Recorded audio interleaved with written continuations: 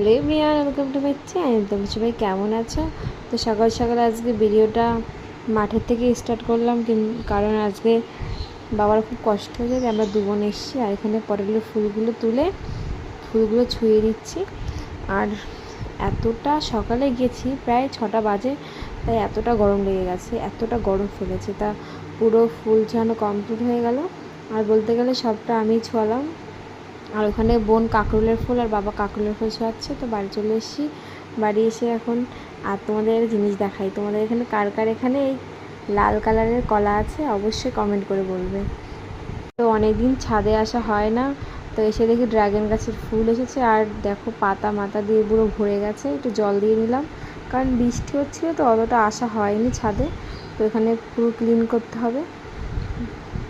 5টা মতন ড্রাগন গাছের ফুল এসেছে। আর এখানে শশা গাছ লাগিয়েছিলাম।